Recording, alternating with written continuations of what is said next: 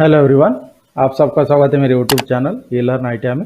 आज का हमारा क्लास है जैसे फिटर का जो प्रैक्टिकल यहाँ पर आप स्क्रीन पर देख सकते हैं, जो फाइनल प्रैक्टिकल होता है पेपर का। तो उस पेपर में जो प्रैक्टिकल के साथ जो रिटर्न एक होता है 30 मार्क का, तो उसे किस तरह से सॉल्व किया जाता है डायग्राम के अनुसार, स्टेप बाय स्टेप प्रोसीजर किस तरह से लिखा जाता है उसके बारे में हम पूरी जानकारी लेंगे और सॉल्व करके भी दिखाएंगे कि किस तरह से लिखा जाता है। तो स्क्रीन पर आप देख सकते हैं पहला क्वेश्चन लिखा है कि write down the list of tools instrument required and sequence of operation and precaution to be observe for carrying out the job. तो मतलब जो क्वेश्चन पहला बोला गया है 30 मार्क के लिए कि जो आपको स्क्रीन पर पेपर का जो डायग्राम दिखाई दे रहा है प्रैक्टिकल का, इसमें कौन कौन से टूल्स इंस्ट्रूमेंट यूज होने वाले हैं, इसके ऑपरेशन आपको सीक्वेंस वाइज लिखना है और इसके सेफ्टी प्रिकॉशन। तो पूरा पेपर हमारा 270 मार्क का होता है, जो 30 मार्क का रिटर्न और 240 मार्क का प्रैक्टिकल हमें जो परफॉर्म करना होता है। तो 30 मार्क के लिए जो पहला क्वेश्चन आता है तो उसे किस तरह से सॉल्व किया जाता है इस वीडियो में आपको पूरी जानकारी देंगे।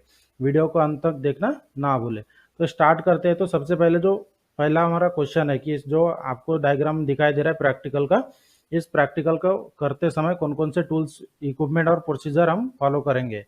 तो इसके लिए सबसे पहले रॉ मटेरियल वगैरह और इसमें लगने वाले कौन कौन से टूल्स वगैरह आपको सबसे पहले देख लेना है डायग्राम के अनुसार। यहाँ पर आपको डायग्राम में radius external, radius internal, radius V groove आपको दिखाई दे रहा है। तो जैसे इसमें फाइल वगैरह लगने वाले हैं, तो ऑपरेशन के अनुसार कौन कौन से फाइल लगने वाले, ये सब पूरी जानकारी आपको सामने मिलने वाला है। तो वीडियो को अंत तक देखना ना भूले।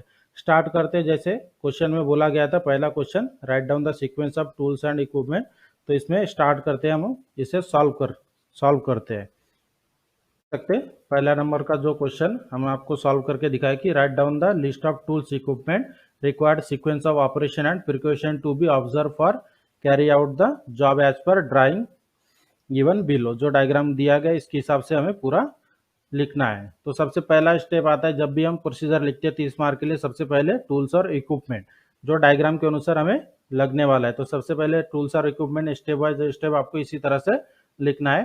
तो जैसे हम यूज करने वाले bench vice, bastard file, second cut file, smooth file, triangular file, half round file, hacksaw frame, try square, ball pin, hammer, flat chisel, dot punch, drill chuck with key, 10 millimetre का drill, 8 millimetre का drill, vernier height gauge, surface plate, machine vice, scriber, angle plate, measuring tool, steel rule. Measuring tool में आपको लिखना है जो major करने के लिए हम जो भी यूज करेंगे, स्टील रूल और वर्नियर कैलिपर।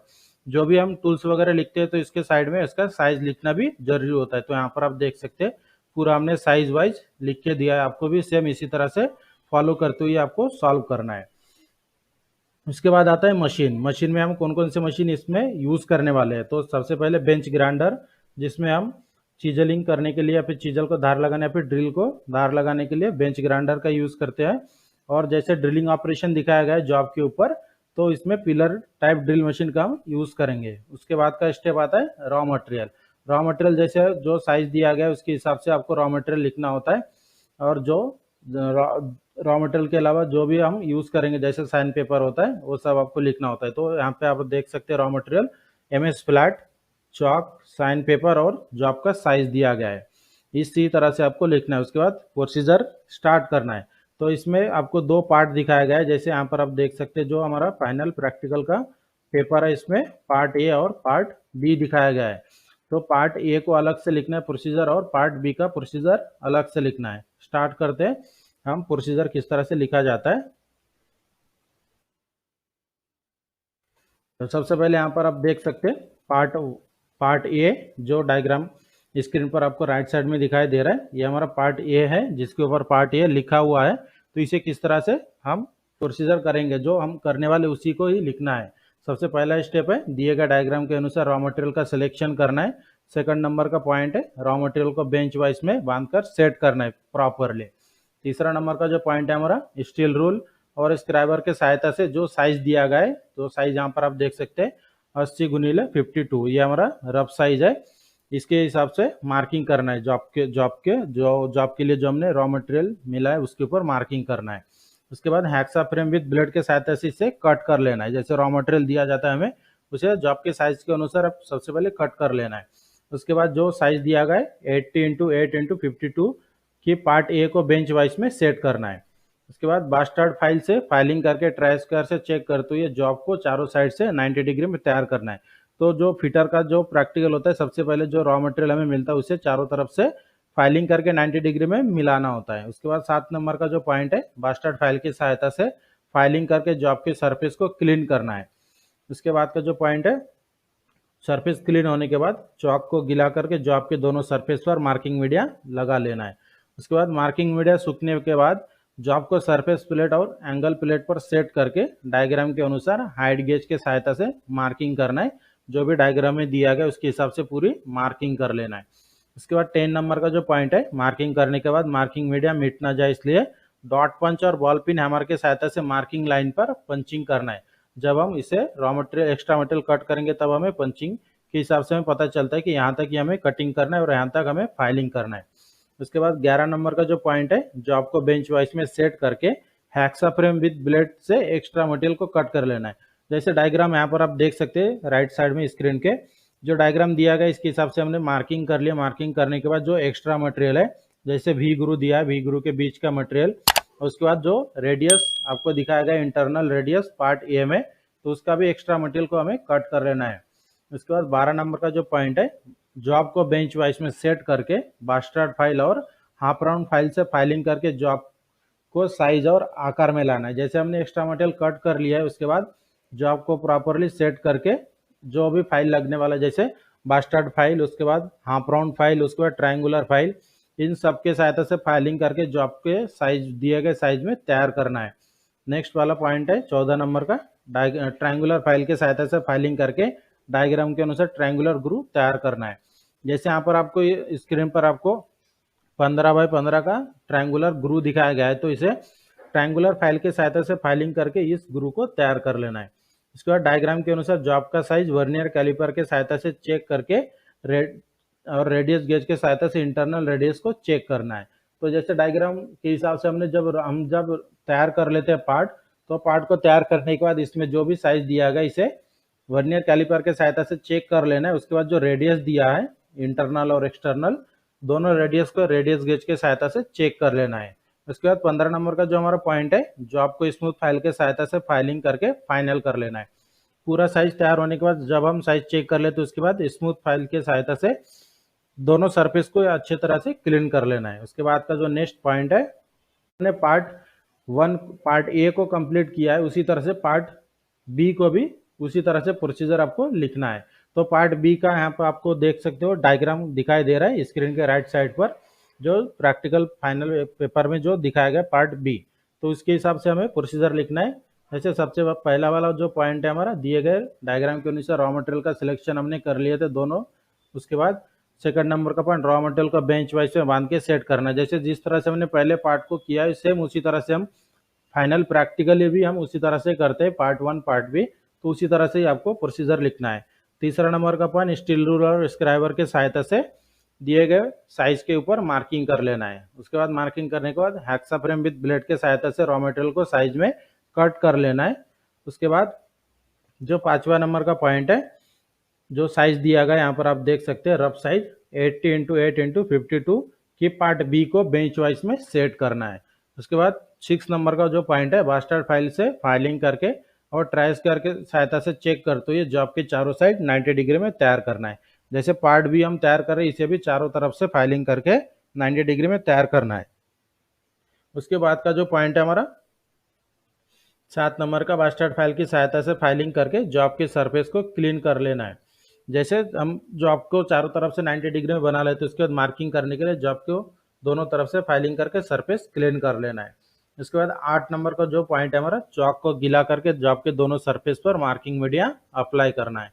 नेक्स्ट पॉइंट है, मार्किंग मीडिया सूखने के बाद जॉब को सरफेस प्लेट और एंगल प्लेट पर सेट करके डायग्राम के अनुसार हाइट गेज के सहायता से मार्किंग करना है। डायग्राम के हिसाब से जो मार्किंग दिया है उसके हिसाब से हमें मार्किंग करना है। मार्किंग करने के बाद आपको डिवाइडर के सहायता से जो रेडियस दिखाया गया, रेडियस के भी मार्किंग कर लेना है और जो भी शेप में दिखाया गया इसे भी जोड़ लेना है। उसके बाद 10 नंबर का जो पॉइंट है हमारा, मार्किंग करने के बाद मार्किंग मिट ना जाए इसलिए डॉट पंच और बॉल पिन हैमर का उपयोग करके मार्किंग लाइन पर हमें पंचिंग कर लेना है। जैसे हम मार्किंग कर लेते तो जब हम इसके ऊपर प्रैक्टिकल करते हैं तो इसके मार्किंग मिट जाता है, इसलिए डॉट पंच और वॉल पिन हैमर की सहायता से मार्किंग के ऊपर पंचिंग कर लेना है। उसके बाद 11 नंबर का जो हमारा पॉइंट है, जो आपको मशीन वाइज में सेट करके ड्रिल चक को पिलर टाइप ड्रिल मशीन में ड्रिल को सेट कर लेना है। जैसे इसके ऊपर ड्रिलिंग ऑपरेशन आपको दिखाया गया है और एक्स्ट्रा मटेरियल को निकालने के लिए भी हमें ड्रिल को सेट कर लेना है। उसके बाद जो आपको मशीन वाइज में सेट करके ड्रिल चक को सेट करने के बाद जैसे हमें चेन ड्रिलिंग करना है, चेन ड्रिलिंग करने के लिए छोटे साइज का ड्रिल का ही सिलेक्शन करना है। जैसे यहाँ पर 12 नंबर के पॉइंट में आपको दिखाया गया है कि ड्रिल चक में 6 मिलीमीटर का ड्रिल सेट करके चक्की की सहायता से ड्रिल को टाइट कर लेना है। उसके बाद 13 नंबर का जो पॉइंट है, जो आपके ऊपर जो एक्स्ट्रा मटेरियल है उसके ऊपर हमें चेन ड्रिलिंग कर लेना है। चेन ड्रिलिंग करने के बाद वेब चिजल की सहायता से इसे एक्स्ट्रा मटेरियल को भी हटा देना है। उसके पहले जैसे हम ड्रिलिंग ऑपरेशन कर रहे हैं, ड्रिलिंग ऑपरेशन करते समय जो डायग्राम के ऊपर एक 10 मिलीमीटर का एक ड्रिलिंग दिखाया गया है साइज का, तो इसे जैसे 14 नंबर का पॉइंट है, जॉब पर डायग्राम के अनुसार 10 मिलीमीटर का एक ड्रिलिंग कर लेना है। उसके बाद 15 नंबर का जो हमारा पॉइंट है, जो आपको एनुअल पर रख के वेब चिजल और हैमर की सहायता से कट कर लेना है।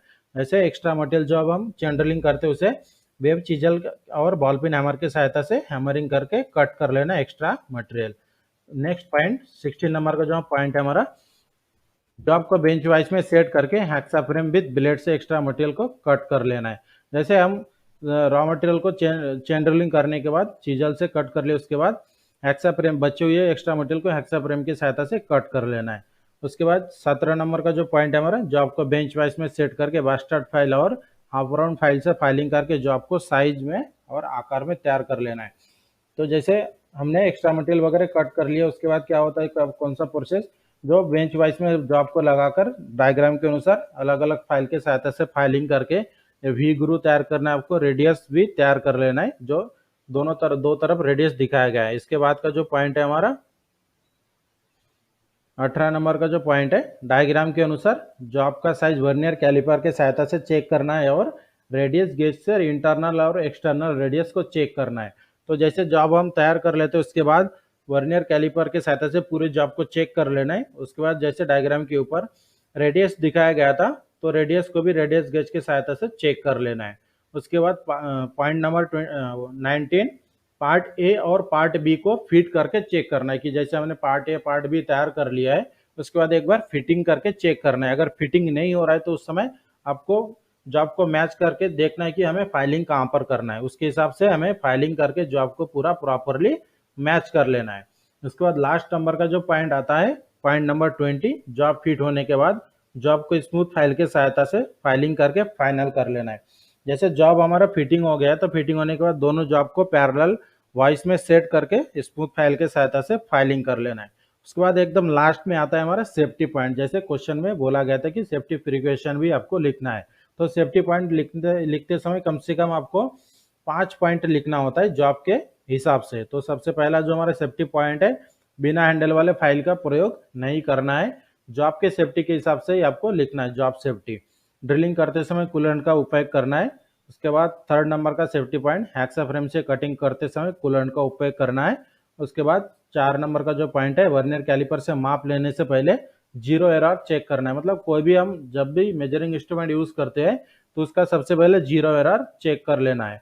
उसके बाद लास्ट नंबर का सेफ्टी का पॉइंट है हमारा, कटिंग टूल के साथ मेजरिंग टूल को ना रखें। जैसे हम जॉब होने के बाद जब हम पूरे इंस्ट्रूमेंट रखते हैं तो उस समय कटिंग टूल और मेजरिंग टूल को साथ में नहीं रखना है। इसी तरह से पूरा आपको स्टेप बाय स्टेप प्रोसीजर करना होता है, जैसे जो हमारा फाइनल प्रैक्टिकल में दिखाया गया था, जो डायग्राम आपको दिखाया गया था उसके हिसाब से इस तरह से जो पूरा पॉइंट टू पॉइंट आपको लिखना होता है, जो 30 मार्क के लिए होता है। और इसी तरह की रेगुलर क्लास के लिए या फिर जो इसके बाद जो फाइनल प्रैक्टिकल के बाद जो थेराटिकल जो एग्जाम होने वाला है उसके एमसीक्यू के लिए भी हमारे चैनल को सब्सक्राइब करें और शेयर करें। और वीडियो के डिस्क्रिप्शन में हम आपको इसकी पीडीएफ की लिंक भी दे देंगे, जहां से आप इसको डाउनलोड करके चेक कर सकते हैं।